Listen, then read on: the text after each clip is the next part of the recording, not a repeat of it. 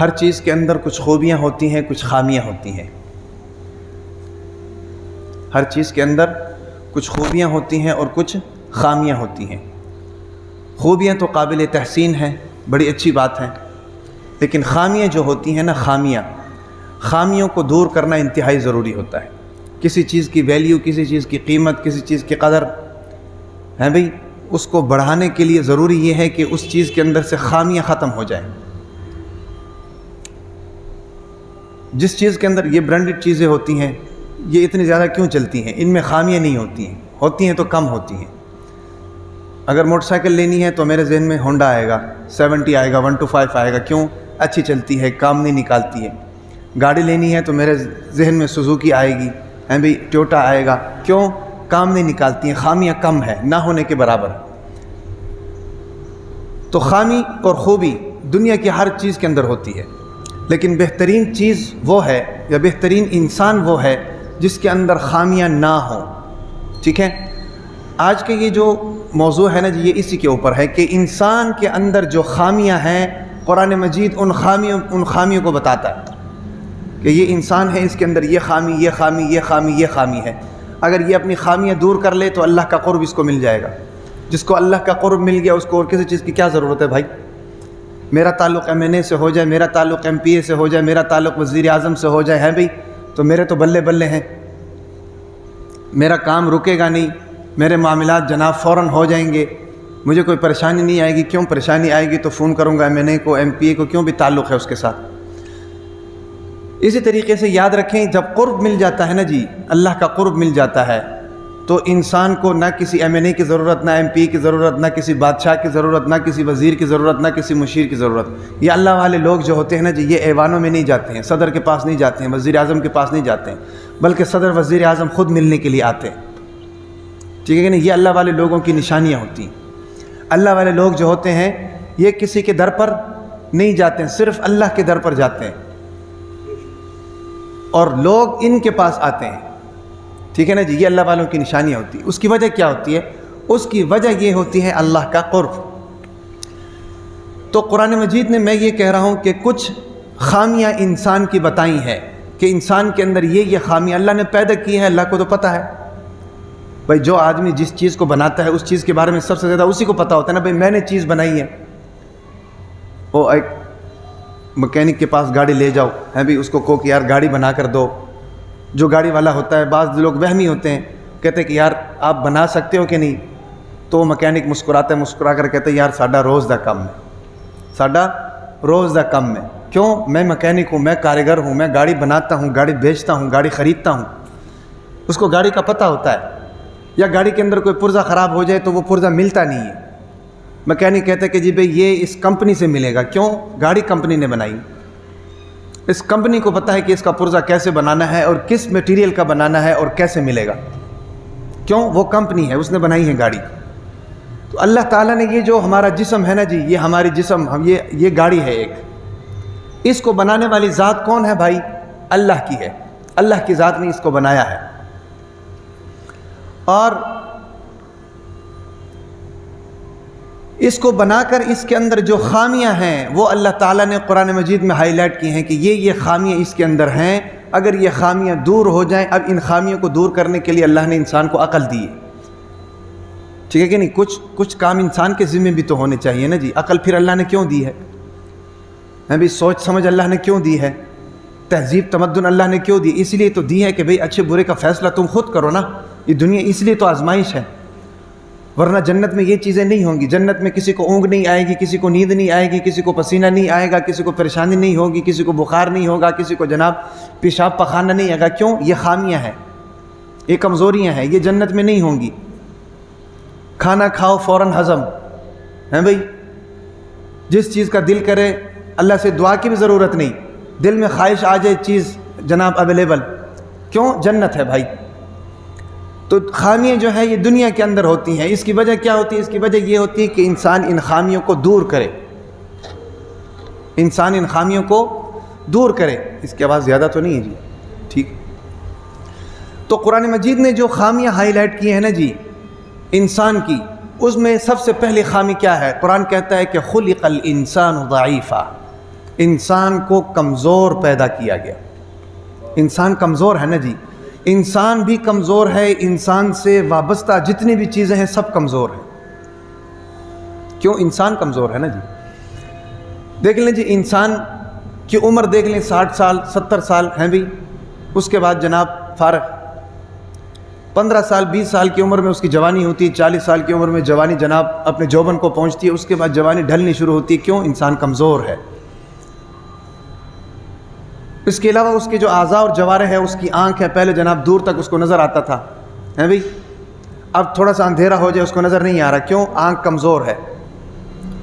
پہلے جناب باتیں کرتا تھا، تھکتا نہیں تھا، اب جناب اس کا جبڑا تھک جاتا ہے بھی. پہلے بھاگتا دوڑتا تھا، اب جناب سیڑھیاں چڑھتے ہوئے اس کے گھٹنوں میں تکلیف ہوتی ہے، اترتے ہوئے گھٹنوں میں تکلیف ہوتی ہے، نماز پڑھتے ہوئے رکوع میں جاتے ہوئے سجدے میں جاتے ہوئے گھٹنوں میں تکلیف ہوتی ہے، سہارے تلاش کرتا ہے. کیوں بھائی؟ کمزور ہے. پہلے جناب لکڑ ہضم پتھر ہضم ہیں بھائی، لکڑ ہضم پتھر ہضم، جو مرضی کھا لو، کوئی ٹینشن نہیں، کوئی چکر ہی نہیں.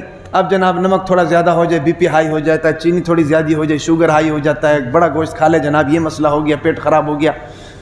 یہ ساری چیزیں کیوں ہیں بھائی؟ انسان کمزور ہے، کمزور ہے، کمزور ہے.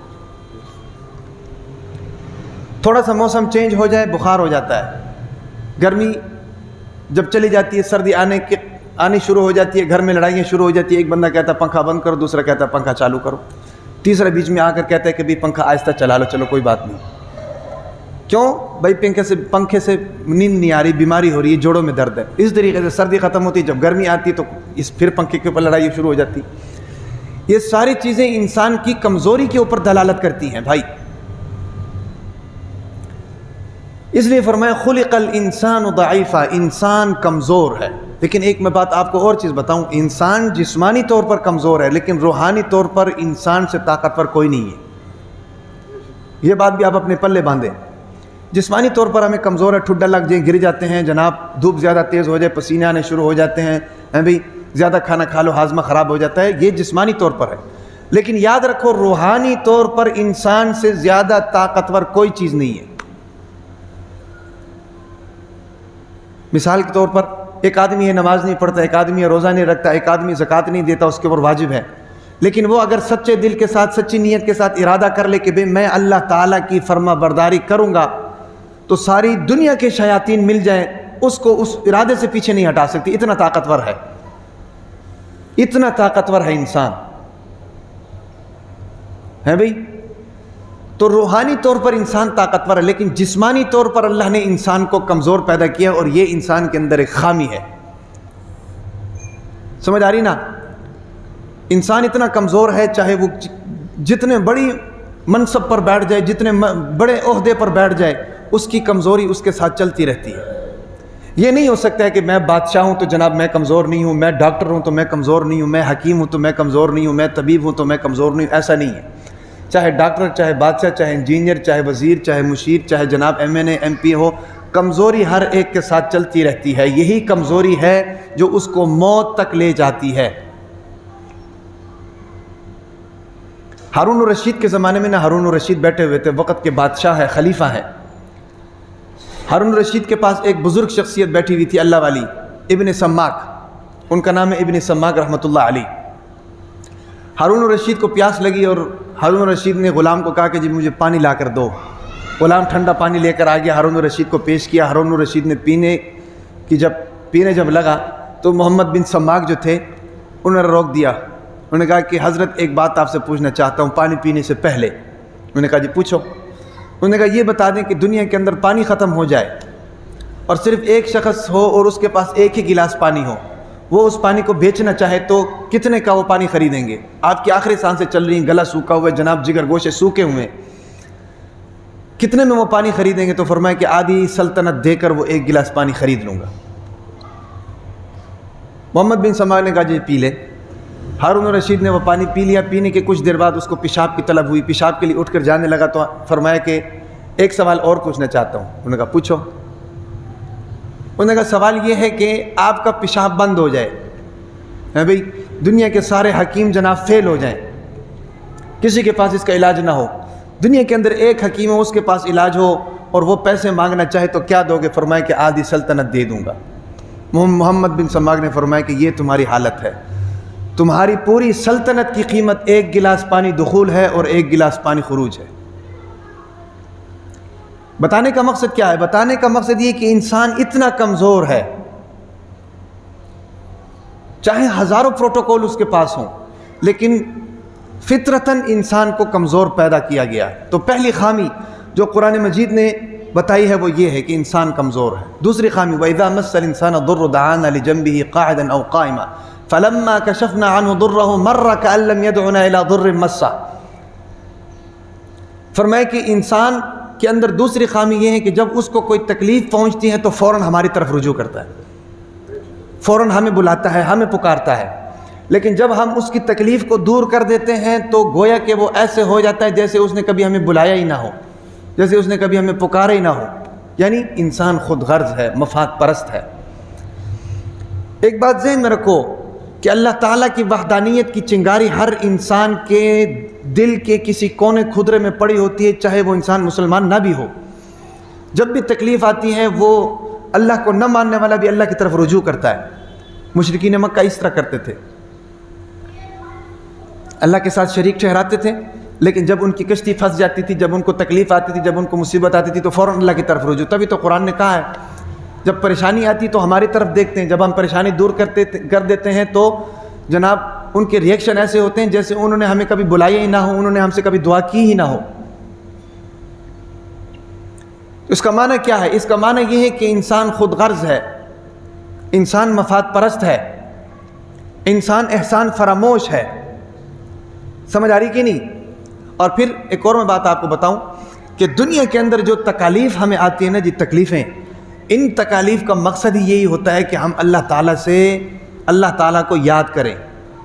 دنیا کے اندر اگر تکالیف نہ ہوتی، ہمیشہ فراوانی ہوتی، ہمیشہ آسانی ہوتی، ہمیشہ وسائل کی جناب فراوانی ہوتی، ہمیشہ جناب خوشی ہوتی، تو اللہ کو کوئی یاد نہ کرتا۔ یہ تکلیفیں بھی اللہ تعالیٰ کی طرف سے ایک حکمت ہے کہ ہم کم از کم اللہ کو تو یاد کرتے ہیں۔ اور ان چیزوں کا مشاہدہ آپ نے بھی کیا ہوگا۔ دیکھو نا، پیپر آتے ہیں تو جناب اسٹوڈنٹس نماز پڑھنے آ جاتے ہیں، اکثر ہم سے کہتے ہیں کہ جی حضرت دعا فرمائیں میرے پیپر ہیں، اور پیپروں کے بعد ان کو پتہ ہی نہیں چلتا۔ یہ تو اللہ کی ذات ہے نا، چاہے ہم اس کو پکاریں چاہے اس کو نہ پکاریں، اس کا رزق پہنچتا ہی رہتا ہے، اس کی ہوائیں پہنچتی رہتی ہیں، اس کا پانی پہنچتا رہتا ہے، اس کی جناب مسائل پہنچتے رہتے ہیں، اس کے احسانات برستے رہتے ہیں، اس کی نعمتیں ہم استعمال کرتے رہتے ہیں۔ وہ کبھی بھی ایسا نہیں کہتا کہ جب تم مجھے یاد کرو گے تو تمہیں دوں گا، جب یاد نہیں کرو گے تو نہیں دوں گا۔ ایسا رویہ اللہ نے ہمارے ساتھ نہیں رکھا ہے۔ سمجھ آ رہی کہ نہیں بھائی؟ تو یہ انسان کی دوسری خامی ہے کہ جب انسان کو تکلیف ہوتی ہے تو وہ اللہ کی طرف رجوع کرتا ہے، جب انسان کی تکلیف ختم ہوتی ہے تو اللہ کو بھول جاتا ہے۔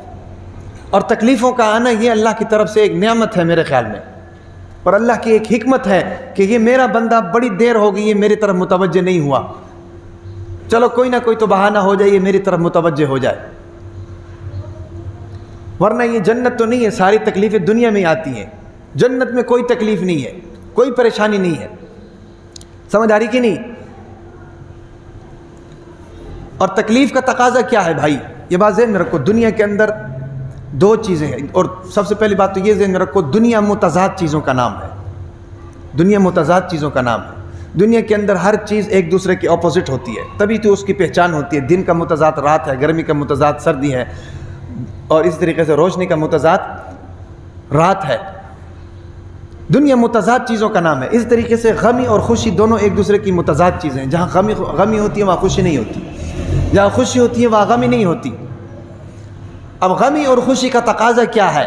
غمی اور خوشی کا تقاضا یہ ہے کہ جب خوشی مل جائے تو اللہ کا شکر ادا کریں، ہاں، اور جب غمی آ جائے تو پھر صبر کریں،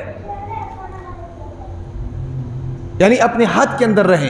یہ نہیں ہے کہ خوشی مل جائے تو جناب ہلڑ بازی شروع کر دیا، اور غمی مل جائے تو پھر جناب اللہ تعالیٰ سے گیلا کرنا شروع کر دیا۔ ایسا نہیں ہے بھائی۔ جس اللہ نے پیدا کیا ہے، جس اللہ نے انعامات اور اکرامات سے نوازا ہے، جس اللہ نے تمام تر نعمتیں ہمیں دی ہیں بھائی، اس اللہ کی انسان کے ساتھ محبت ہے، اور اسی محبت کا تقاضا یہ ہے کہ انسان کو خوشی بھی دی جائے، غمی بھی دی جائے۔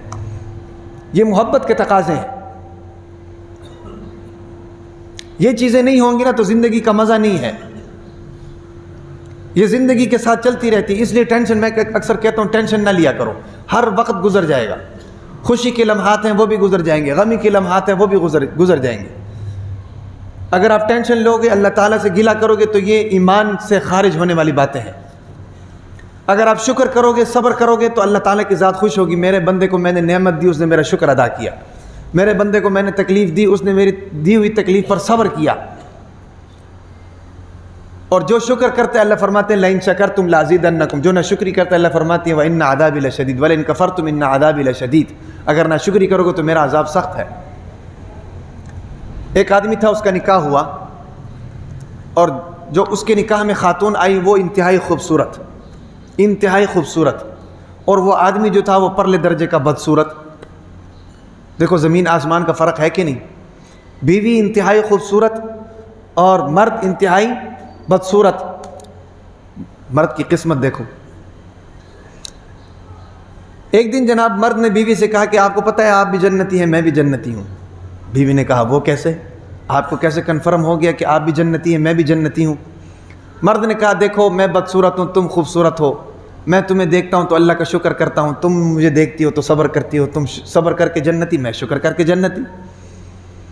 تو یہ دونوں چیزیں جو ہے نا جی آپ اپنے پلے باندھے، نعمت ہے تو شکر کریں، نعمت نہیں ہے تو صبر کریں۔ حضرت ذوالنون مصری ایک بزرگ گزرے ہیں اللہ کے ولی، ایک بستی سے گزر ہوا، دیکھا کہ ایک جگہ پر لوگ ڈھول بجا رہے ہیں، ناچ رہے ہیں جناب۔ پوچھا کہ بھئی کیا مسئلہ ہو گیا؟ انہوں نے کہا کہ جی ایک خوشی کا موقع ہے، اس خوشی کو سیلیبریٹ کر رہے ہیں۔ تھوڑا سا آگے گئے، دیکھا کہ ایک گھر کے اندر لوگ جناب رو رہے ہیں، دنگا فساد ہو رہا ہے، چھلانگے مار رہے ہیں، رو رہے ہیں، اللہ سے گلہ کر رہے ہیں۔ پوچھا کہ بھی کیا مسئلہ ہے؟ انہوں نے کہا کہ جی فوتگی ہوگی، غمی ہو گئی۔ حضرت ذوالنون مصری نے فرمایا کہ میں ایسے شہر میں رہنا پسند نہیں کرتا جہاں خوشی میں بھی اللہ کی نافرمانی ہے اور غمی میں بھی اللہ کی نافرمانی۔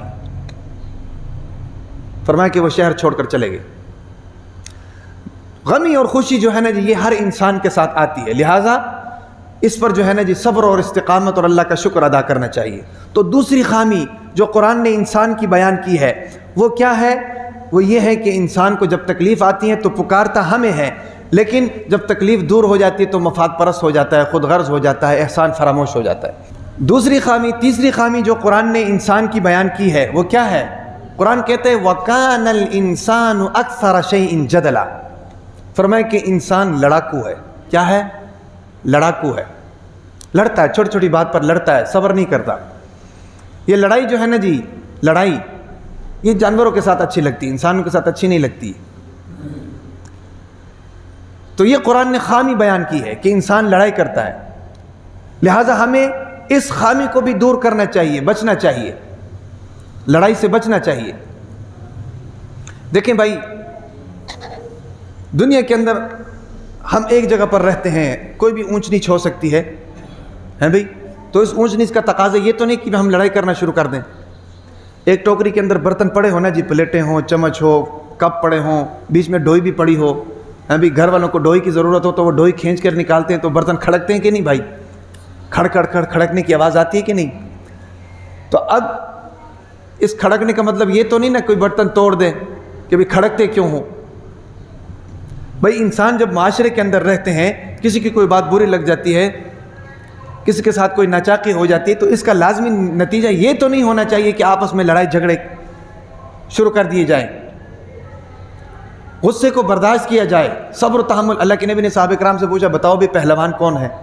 صحابہ کرام نے فرمایا کہ جس کے پاس طاقت زیادہ ہو، جو اکھاڑے میں جناب جا کر لڑے اور لڑ کر دوسرے کو زیر کر دے، وہی پہلوان۔ اللہ کے نبی نے فرمایا نہیں، وہ پہلوان نہیں ہے۔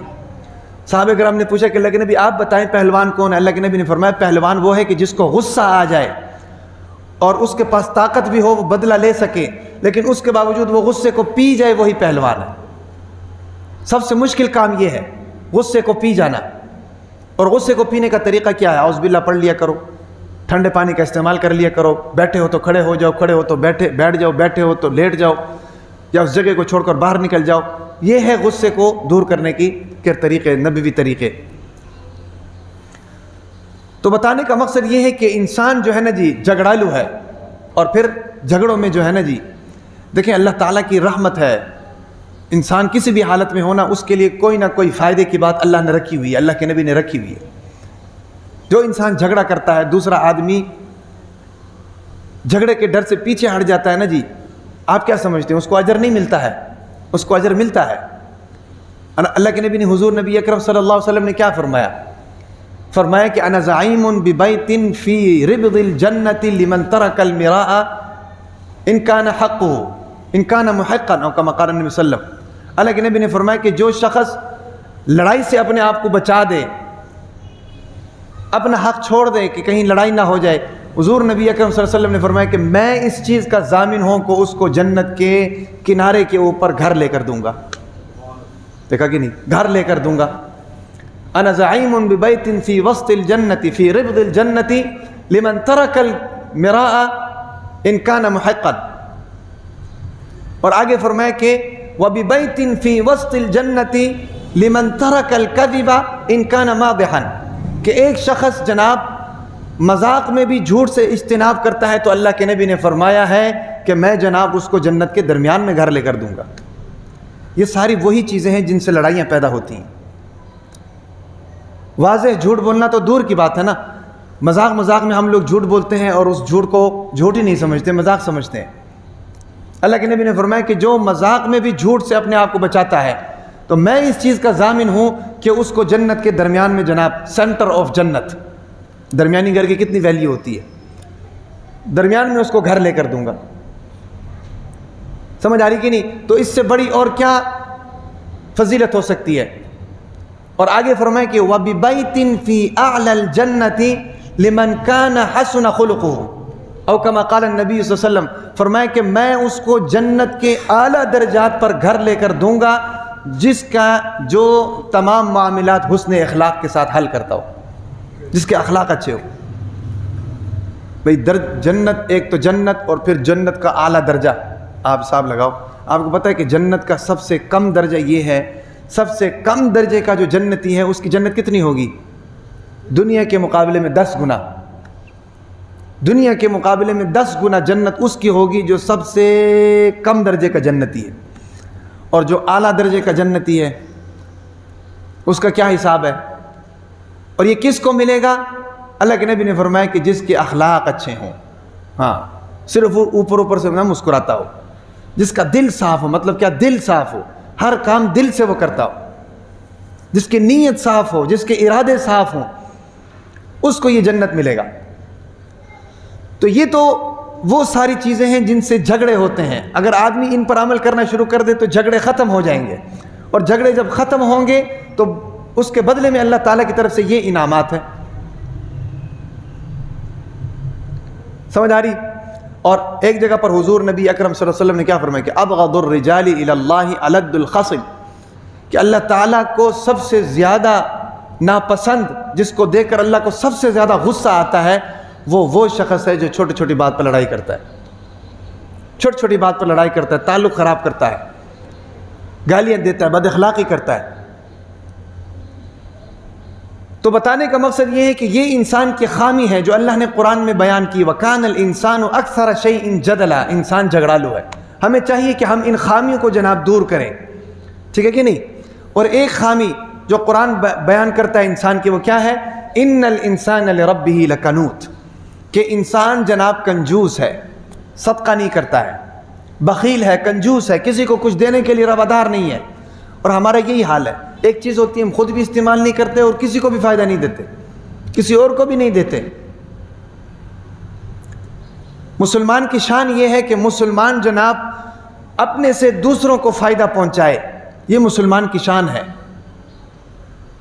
اپنے آپ کو جناب نیچا رکھے، دوسروں کو فائدہ پہنچائے۔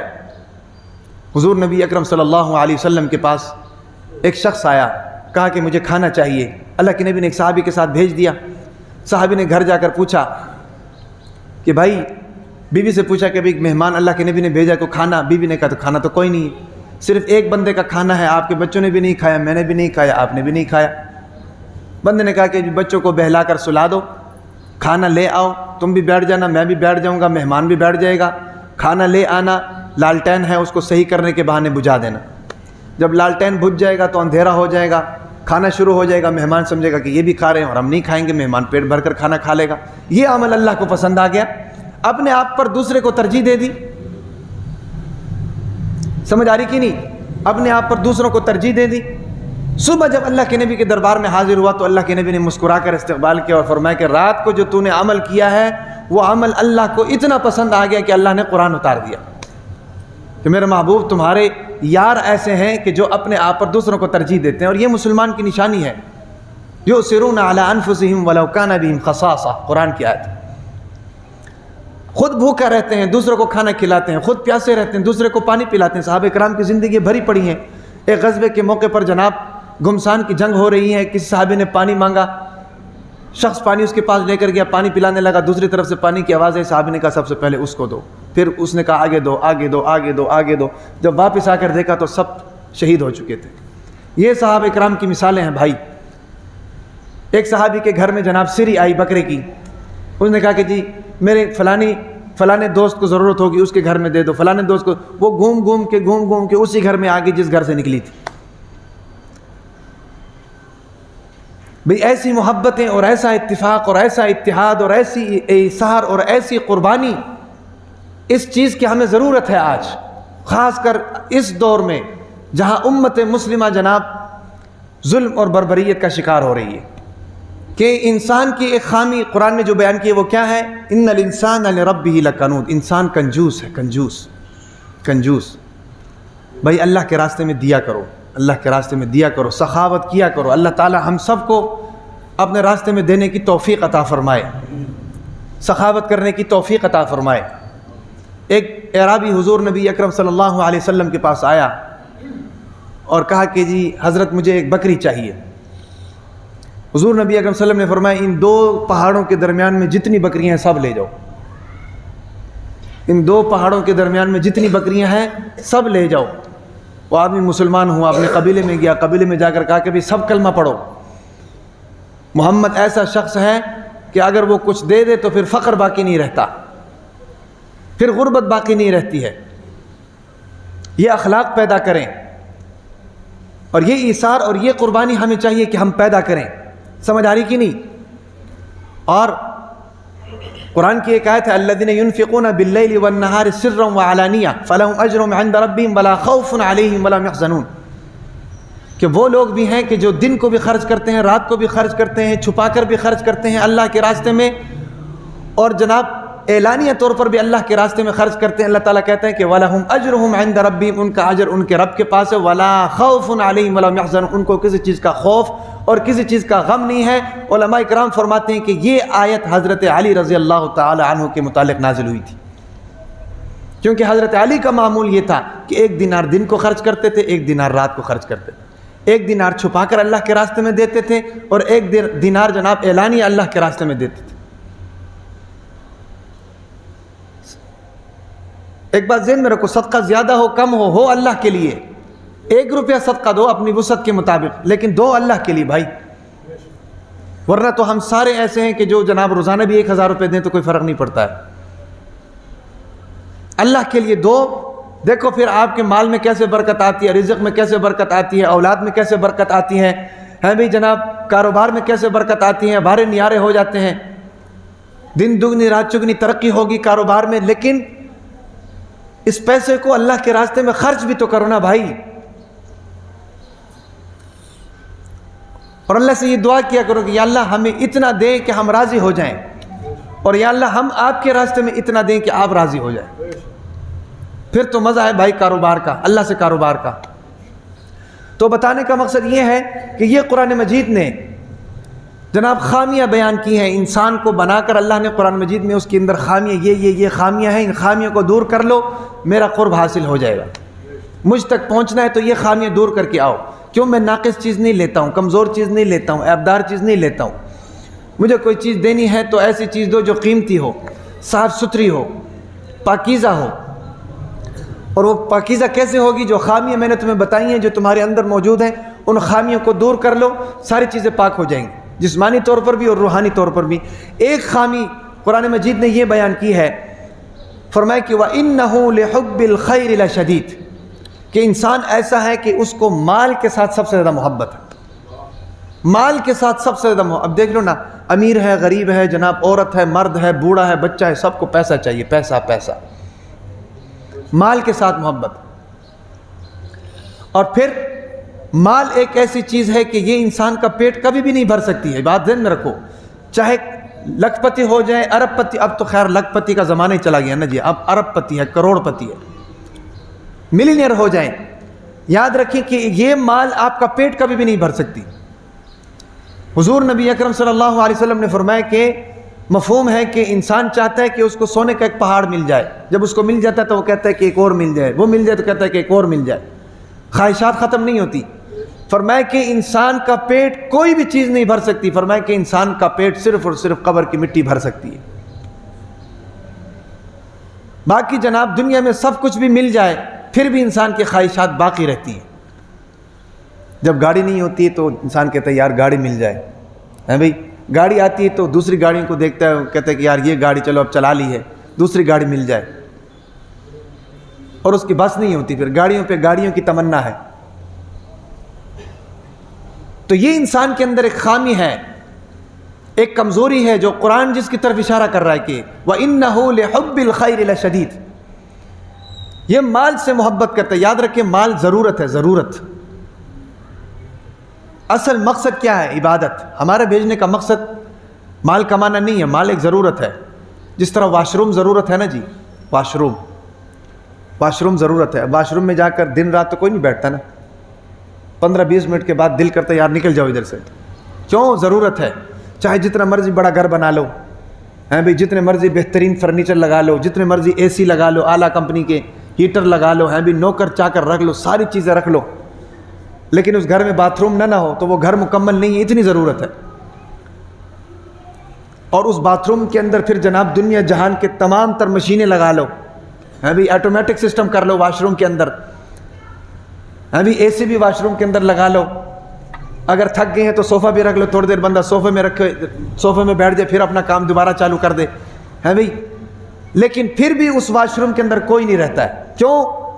دل نہیں کرتا بھائی، دل کرتے باہر جاؤ، کیوں بھائی؟ مقصد نہیں ہے، ضرورت ہے۔ یہ مال بھی بھائی ضرورت ہے، ضرورت۔ بے وقوف ترین ہے وہ شخص جو ضرورت کے لیے مقصد کو قربان کر دے۔ آج دیکھیں نا دکان پر بیٹھے ہیں، ضرورت کے لیے مقصد قربان کرتے ہیں کہ نہیں؟ نماز اذانیں ہوتی ہیں نہیں آتے ہیں، قرآن کی تعلیم ہوتی ہے نہیں آتے ہیں، اعمال ہوتے ہیں نہیں آتے ہیں، کیوں بھئی؟ دونوں ہاتھوں سے پیسہ کمانا ہے، پیسہ، اور پوری پھر بھی نہیں پڑتی۔ مصیبت یہ ہے، یا تو یہ ہے نا کہ بھئی دکان میں بیٹھنے والا یہ کہ بھئی میری پوری پڑ رہی ہے، پوری پھر بھی نہیں پڑتی۔ سمجھ آ رہی کہ نہیں بات؟ تو یہ انسان کی ایک خامی قرآن مجید نے بیان کی ہے کہ وَإِنَّهُ لِحُبِّ الْخَيْرِ لَشَدِيدٌ، انسان جو ہے مال سے بہت محبت کرتا ہے۔ اور پھر ایک اور بات آپ کو بتاؤں، دنیا کے اندر سب سے زیادہ بے وفا ترین چیز مال ہے، سب سے بے وفا ہے مال۔ دیکھو نا ابھی میں اگر مہینے کے 50-60 ہزار روپے کماتا ہوں، پھر آگے دینے پڑتے ہیں، وہ مجھ سے نکل کر کسی اور کے پاس چلا جاتا ہے، رہتا اس کے پاس بھی نہیں ہے، اس سے نکل کر آگے چلا جاتا ہے۔ اتنی بے وفا چیز ہے جس کے لیے جناب میں خون بھی بہا رہا ہوں، پسینہ بھی بہا رہا ہوں، حلال بھی کما رہا ہوں، حرام بھی کر رہا ہوں، لڑائی بھی کر رہا ہوں، دنگے فساد بھی کر رہا ہوں، گالیاں بھی دے رہا ہوں، ساری محنتوں کے بعد جناب وہ میرے ہاتھ میں آتا ہے اور پھر میرے ہاتھ سے نکل کر کسی دوسرے کے پاس چلا جاتا ہے۔ اس سے بڑی بے وفائی اور کیا ہو سکتی ہے بھائی؟ اور پھر اگر میری سانس اٹک جاتی ہے، میری آنکھیں بند ہو جاتی ہیں، میری روح نکل جاتی ہے، تو سب سے پہلے بھاگنے والا یہ مال ہے، سب سے پہلے یہ بھاگتا ہے، وہ رسا کے پاس چلا جاتا ہے۔ ایون کہ اتنا بے وفا ہے کہ میرے کمائے ہوئے، میرے پیسوں سے آئے ہوئے وہ کپڑے جو میرے بدن پر ہے وہ بھی کینچی کے ساتھ کاٹ کر اتارے جاتے ہیں، اتنا بے وفا ہے۔ اسی مال کے لیے جناب رشتہ داروں کو ناراض کیے، اسی مال کے لیے جناب دوستوں کو ناراض کیے، اسی مال کے لیے جناب مسلمانوں کا دل دکھایا، اسی مال کے لیے جناب کسی کی حق تلفی کی ہے۔ آج نوبت یہاں تک آ گئی ہے کہ جب میں مر جاتا ہوں تو وہ جناب مال میرے سے میری اولاد کی طرف منتقل ہو جاتی ہے، اتنی بے وفا چیز ہے۔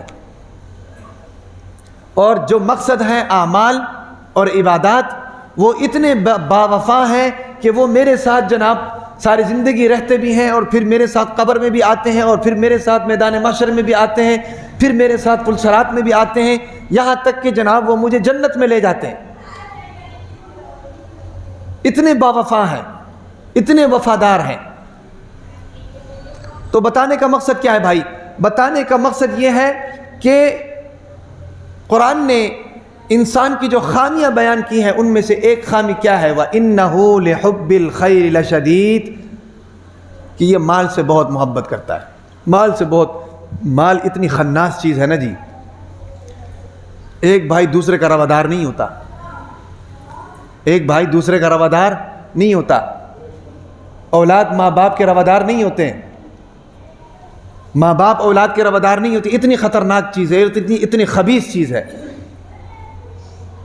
لیکن اس سے بچنے کا طریقہ یہی ہے کہ اس کو ضرورت کے تحت استعمال کرو، ضرورت کے تحت اس کو حاصل کرو۔ پچھلے جمعے میں نے بتایا تھا نا کہ بھائی حلال رزق عین عبادت ہے، حلال رزق عین عبادت ہے۔ عبادت کیوں ہے؟ عبادت اس لیے ہے کہ اگر نیت یہ ہو کہ میں حلال رزق اس لیے کما رہا ہوں کہ میں حرام سے بچ جاؤں، میں حلال رزق اس لیے کما رہا ہوں کہ میری اولاد حرام لقمے سے بچ جائے، میں حلال رزق اس لیے کما رہا ہوں کہ میں دوسروں کی محتاجی نہ کروں، اگر یہ نیت ہے تو وہ رزق حلال بھی ہے اور عبادت بھی ہے۔ لیکن اگر نیت یہ نہیں ہے، رزق حلال بھی ہے لیکن عبادت نہیں ہے، وہ وبال جان ہو سکتا ہے، وہ فتنہ ہو سکتا ہے، وہ عبادت نہیں ہو سکتا۔ دیکھیں نا، ایک آدمی ہے جس کے جناب پلاٹ بھی موجود ہیں، جس کے جناب دکانیں بھی ہیں، جس کا جناب پلازا بھی ہے، ادھر سے کرایہ آ رہا ہے لاکھوں روپے، اور پھر وہ بندہ جناب کسی اور جگہ پر ٹانگیں اڑا کر بیٹھا ہے کہ ادھر سے بھی مجھے پیسہ چاہیے، تو پھر تو اس کا مطلب یہ ہے نا کہ اس نے مال کو اپنا مقصد سمجھا ہوا ہے۔ پھر وہ مال اس کے لیے حلال تو ہے، حلال طریقے سے آ رہا ہے، لیکن وہ اس کے لیے عبادت نہیں ہے۔ پھر وہ اس کے لیے فتنہ ہو سکتا ہے، وبال جان ہو سکتا ہے، اس کو جناب گناہوں کی طرف لے جا سکتا ہے، اس کے لیے وہ عبادت نہیں ہو سکتا۔ سمجھ آ رہی نا؟ اور بعض دفعہ ایسے ہوتا ہے کہ انسان کاروبار کرتا ہے اور کاروبار میں 2 نمبریاں کرتا ہے۔ بعض لوگ کہتے ہیں کہ یار ہم یہ کام کرتے ہیں، ہمارے لیے یہ پریشانی ہے، یہ پریشانی ہے، یہ پریشانی ہے۔ سمجھ نہیں آتی کہ ایسا کام کرتے کیوں ہیں جس میں پریشانیاں ہیں۔ صحابہ کرام رضوان اللہ علیہم اجمعین ایسا کاروبار کرتے تھے جس میں پریشانی نہیں ہوتی تھی۔ کیوں؟ کیونکہ ان کا مطمع نظر پیسہ نہیں ہوتا تھا، ان کا مطمع نظر ضرورت کو پورا کرنا ہوتا تھا۔ ضرورت اگر 100 روپے سے پوری کرنی ہے تو 150 روپے کمانے کی ان کو ضرورت نہیں ہوتی تھی، ٹھیک ہے کہ نہیں؟ ہم نے عیاشیاں کرنی ہوتی ہیں، اور پھر عیاشیاں کرنے کے لیے ہم جناب کاروبار، مشکل ترین کاروبار میں چلے جاتے ہیں کہ جب زیادہ پیسے آئیں گے تو پھر زیادہ پیسے آئیں گے تو زیادہ تکلیفیں بھی تو آئیں گی کہ نہیں؟ تو سنت کا طریقہ یہ ہے کہ کاروبار وہ کرو جس میں پریشانی نہ ہو، 2 اور 2 4 کی طرح سیدھا ہو، وہ کاروبار کرو جس میں پریشانی نہ ہو۔ تو بتانے کا مقصد کیا ہے کہ اللہ تعالیٰ نے قرآن مجید میں جو انسان کی خامیاں بیان کی ہیں نا جی، ان میں سے ایک خامی کیا ہے؟ ان میں سے ایک خامی یہ ہے وَإِنَّهُ لِحُبِّ الْخَيْرِ لَشَدِيدٌ۔ وَإِنَّهُ لِحُبِّ الْخَيْرِ لَشَدِيدٌ، مال سے محبت، مال صدقہ نہیں کرتے اللہ کے راستے میں۔ حضور نبی اکرم صلی اللہ علیہ وسلم بیٹھے ہوئے تھے، ایک آیت نازل ہوئی، مَنْ ذَا الَّذِي يُقْرِضُ اللَّهَ قَرْضًا حَسَنًا، کون ہے جو اللہ تعالیٰ کو قرض حسنہ دے گا؟ اتنے میں ایک صحابی بیٹھے ہوئے تھے، ابو الدہداہ ان کا نام تھا۔ ابو الدہداہ بھاگے دوڑے، گھر میں گئے، واپس آئے اور واپس آ کر کہا کہ اللہ کے نبی، میرا ایک باغ ہے جس کے اندر 500-600 کھجوروں کے درخت ہیں، میں اللہ تعالیٰ کو وہ باغ قرض میں دینا چاہتا ہوں۔ اللہ کے نبی بڑا خوش ہوئے، خوش ہو کر قبول فرمایا، خوش ہوئے، وہ باغ قبول کیا۔ اور آپ کو تو پتہ ہے کہ مدینے کے اندر کھجور کی کیا ویلیو ہو سکتی ہے، اور مدینے کے اندر باغ کی کیا ویلیو ہو سکتی ہے، اور اس کی قدر و قیمت کتنی ہوگی جس کے اندر 500-600 کھجور کے درخت ہیں۔ اللہ کے نبی نے قبول کیا تو ابو الدہداہ جو تھے نا جی، وہ بھاگے اور بھاگ کر باغ کے دروازے پر گئے، اندر دیکھا تو بیوی اندر بیٹھی ہوئی، بچے اندر کھیل رہے ہیں، باہر سے آواز لگا دی، اندر گئے ہی نہیں، باہر سے آواز لگا دی اور ان کو باہر بلایا اور کہا کہ میں نے یہ باغ اللہ تعالیٰ کو قرض حسنہ کے طور پر دے دیا ہے۔ بیوی نے کہا، واہ ابو الدہداہ، تو نے کیا کام کیا ہے، تو نے کیا کام کیا ہے، اور تو نے کتنا عظیم کام کیا ہے۔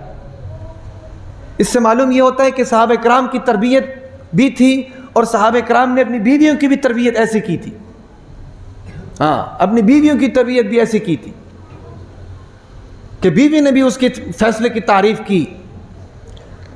تو یہ نوبت کیوں آتی تھی؟ یہ نوبت اس لیے آتی تھی کہ صحابہ کرام رضوان اللہ علیہم اجمعین کے مطمع نظر مال بقدر ضرورت ہوتا تھا، بقدر مقصد نہیں ہوتا تھا، مقصد کے لیے نہیں ہوتا تھا، ضرورت کے تحت وہ استعمال کرتے تھے۔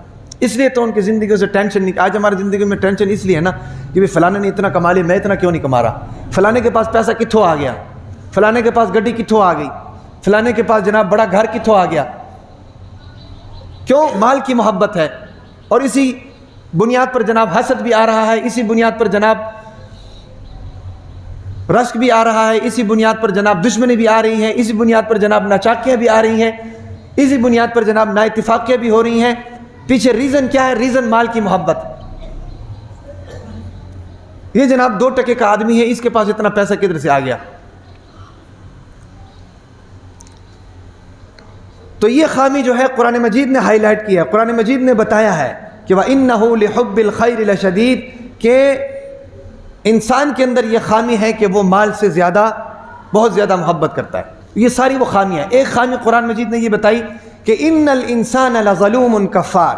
إِنَّ الْإِنسَانَ لَظَلُومٌ كَفَّارٌ. انسان ظالم بھی ہے، ناشکرا بھی ہے. انسان ظالم بھی ہے اور ناشکرا بھی ہے. جب انسان ظالم بنتا ہے نا جی، وہ کتے سے بھی بدتر ہوتا ہے. یہ بات ذہن میں رکھو. جب انسان ظالم بنتا ہے وہ جنگلی جانور سے بھی بدتر ہوتا ہے. ہاں، جب انسان ظالم بنتا ہے. آج دیکھ لو پوری دنیا کے اندر کیا صورتحال ہے. مسلمانوں کے اوپر کتنا ظلم اور بربریت جناب کیا جا رہا ہے، انسانیت کو کتنا شرمندہ کیا جا رہا ہے. وہ بھی تو انسان ہی ہے نا جی. انسان ہو کر عقل و شعور کے ہونے کے باوجود بھی وہ اتنا ظلم کریں، یہ اس کے اندر خامی ہے. اور دوسری خامی کیا بتائی کہ انسان جناب ناشکرا ہے. ناشکرا ہے. ساری چیزیں اللہ اس کو دیتا ہے، بجائے شکر ادا کرنے کے ناشکری کرتا ہے. میں نے ابھی بتایا ہر چیز پر اللہ کا شکر ادا کیا کرو. اور حدیث کے اندر 3 شخصوں کا ذکر آیا ہے بنی اسرائیل کے. حضور نبی اکرم صلی اللہ علیہ وسلم نے یہ واقعہ سنایا اور احادیث کے اندر یہ واقعہ موجود ہے بنی اسرائیل کے 3 لوگوں کا. ایک وہ شخص تھا جس کو برس کی بیماری لگی ہوئی تھی. ایک وہ شخص تھا جو جناب سر سے گنجا تھا. ایک وہ شخص تھا جو آنکھوں سے نابینا تھا. اللہ تعالیٰ نے ان کی آزمائش کی. آزمائش کیا کی؟ ایک فرشتے کو بھیجا انسانی شکل میں. فرشتے نے آ کر ان کو بتایا کہ بھی کیا مسئلہ ہے تمہارا. انہوں نے پوچھا، انہوں نے کہا جی مجھے برس کی بیماری ہے، مجھے کوئی اپنے پاس نہیں بٹھاتا ہے، کاروبار کوئی نہیں ہے جناب، گزر بسر صحیح نہیں ہو رہا، پہننے کے لیے کپڑے نہیں ہیں، ابھی جوتے نہیں ہیں، ساری ضروریات جناب ناپید ہو چکی ہیں، کیا کریں؟ انہوں نے کہا جی آپ فکر نہ کرو، میں دعا کرتا ہوں آپ کی بیماری دور ہو جائے گی. اس فرشتے نے جو انسانی شکل میں آیا تھا اس کے لیے دعا کی اور دعا کر کے جناب اس کو ایک اونٹ دیا، اونٹنی. جناب اس کی برس کی بیماری ٹھیک ہوگی. اونٹنی نے آگے جناب نسل چلا دی اور جناب ہزاروں کی تعداد میں اونٹ اس کے پاس آگے بڑا کاروباری ہو گیا. دوسرے کے پاس گیا جس کے سر پر بال نہیں تھے. اس کے پاس گیا، پوچھا کہ بھی کیا مسئلہ؟ انہوں نے کہا جی سر پر بال کوئی نہیں ہے، لوگ تانے دیتے ہیں، کاروبار کوئی نہیں ہے، پیسہ ٹکا کوئی نہیں ہے، کیا کریں، پریشانی ہے. انہوں نے کہا جی پریشان نہ ہو، میں آپ کے لیے دعا کرتا ہوں. اس کے لیے بھی دعا کی. سر کے اوپر بال آ گئے. اس کو جناب ایک گائے دی اور چلا گیا. جناب اس کی گائے سے بھی آگے نسل شروع ہو گئی. جناب سینکڑوں کی تعداد میں اس کے پاس جانور ہو گئے. تیسرے کے پاس گیا جو نابینا تھا.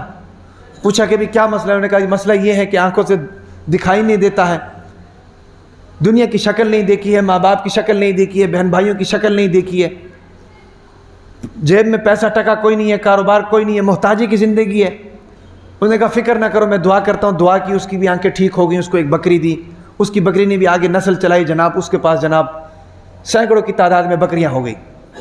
اب اس کے کچھ عرصہ گزرنے کے بعد پھر وہی فرشتہ آیا اور ضرورت مند کی شکل میں آیا. آ کر سب سے پہلے اس برس والے کے پاس گیا. اب یہ آزمائش ہو رہی ہے نا جی. اس برس والے کے پاس گیا. انہوں نے کہا کہ جی بھی میں مسافر ہوں، مجھے ایک اونٹ چاہیے. آپ کو اللہ نے دیا ہے، اللہ کے دیے ہوئے مال میں سے مجھے ایک اونٹ دے دو. انہوں نے کہا کہ جی بھی یہ تو میری اپنی کمائی ہے، یہ تو میں نے کسی سے بھی نہیں لیا ہے. انہوں نے کہا کہ یہ آپ کی اپنی کمائی نہیں ہے، آپ کو برس کی بیماری تھی، ایک شخص آیا تھا آپ کے لیے دعا کی تھی، اس کی دعا کا اثر ہے کہ یہ اللہ نے آپ کو دیا. انہوں نے کہا کہ بھی دعا میرے لیے کوئی نہیں تھی، نکل جاؤ ادھر سے. یہ تو میرے باپ دادا کی جاگیر ہے، اس کا کاروبار ہے، میں اسی کو آگے بڑھا رہا ہوں. تم پتہ نہیں کہاں سے آ گئے، یہ تمہارا ایک فریب مجھے لگتا ہے. جناب اس کو دھکے دے کر نکال دیا. انہوں نے جاتے جاتے بد دعا کی، چلو یار تم مجھے کچھ دیتے نہیں ہو، اللہ کرے تم پہلے جیسے تھے ویسے ہی ہو جاؤ. جناب اس کے اوپر پھر برس کی بیماری آئی. پھر جناب اس کے جانور مر گئے. جتھو دی کھوتی اوتھے آن پھلوتی. اس کے بعد جناب آ گیا اس گنجے کے پاس. گنجے کے پاس آ کر بھی یہی کہا کہ جب میں ضرورت مند ہوں، مجھے ایک گائے چاہیے، لہٰذا اللہ کا دیا ہوا مال ہے تو مجھے جناب تم اس میں سے کچھ دو۔ اس نے بھی اسی طرح کہا اور اس کو دھکے دے کر باہر نکال دیا۔ اس نے کہا کہ چلو ٹھیک ہے جی، جیسے تم تھے اللہ تعالیٰ کرے تم ویسے ہی ہو جاؤ۔ اس کے اوپر بھی یہی صورتحال ہوئی، اس کے بال اڑ گئے اور جناب جتنا مال و متاع تھا سب ختم ہو گیا۔ پھر اسی جگہ پر جہاں سے ابتدا ہوئی تھی وہیں پر آ کر کھڑا ہو گیا اور وہی محتاجی۔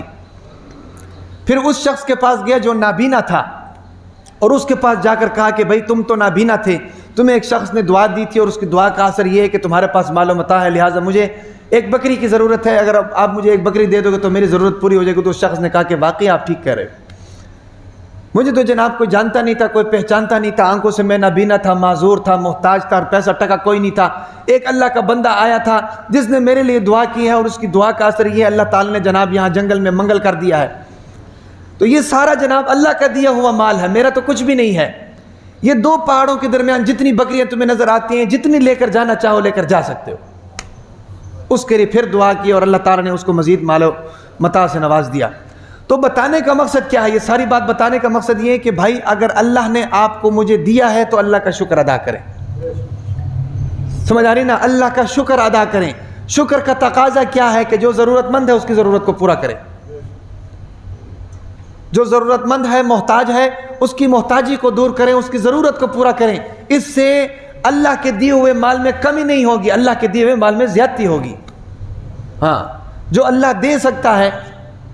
اللہ کے نبی کے پاس ایک شخص آیا، آ کر کہا کہ جی بھی مجھے جناب کسی چیز کی ضرورت ہے۔ اللہ کے نبی نے فرمایا کہ میرے پاس تو نہیں ہے، فلانا صحابی ہے اس کے پاس جا کر لے لو، مجھے میرے پاس اگر ہوں گے تو میں اس کو دے دوں گا۔ عمر ابن خطاب رضی اللہ تعالیٰ عنہ بیٹھے ہوئے تھے۔ اللہ کے نبی سے فرمایا کہ اللہ کے نبی ایسا مت کیجئے، آپ کے پاس نہیں ہے تو اس کو بھیج دیجئے۔ آپ اس کو یہ کیوں کہہ رہے ہیں کہ فلانے شخص سے جا کر لے لو، اگر میرے پاس ہوئے تو میں اس کو دے دوں گا؟ تو اللہ کے نبی پریشان ہو گئے کہ میں اس کو کیسے کہوں۔ اتنے میں ایک اور صحابی بیٹھے ہوئے تھے، اس صحابی نے کہا کہ اللہ کے نبی آپ نے بالکل ٹھیک کیا ہے، آپ نے بالکل ٹھیک کیا ہے، جس ذات نے آپ کو نہیں دیا ہے وہ ذات آپ کو دے گی، دینے والی ذات تو اللہ کی ہے، آپ اس کی ضرورت کو پورا کیجئے، اللہ تعالیٰ کی ذات آپ کی ضرورت کو پورا کریں۔ تو اس لیے بتانے کا مقصد یہ ہے، یہ ساری چیزیں بتانے کا مقصد یہ ہے کہ یہ چیزیں انسان کے اندر خامیاں ہیں جس کی طرف قرآن جو ہے نا جی ہماری توجہ مبذول کر رہا ہے۔ ہمیں چاہیے کہ ہم ان تمام خامیوں کو دور کر دیں۔ تو جب یہ خامیاں دور ہوں گی تو ہوگا کیا؟ ہوگا یہ کہ جناب ہم تمام قسم کی خامیوں سے پاک ہو جائیں گے، صاف ہو جائیں گے، اور پاک اور صاف ہونے کی وجہ سے ہمیں اللہ تعالیٰ کا قرب ملے گا۔ تو جب اللہ تعالیٰ کا قرب کسی کو مل جاتا ہے اس کی دنیا میں بھی کامیابی ہے اور آخرت میں بھی کامیابی ہے۔ اللہ تبارک و تعالیٰ سے دعا ہے تمام باتوں پر عمل کرنے کی توفیق عطا فرمائے۔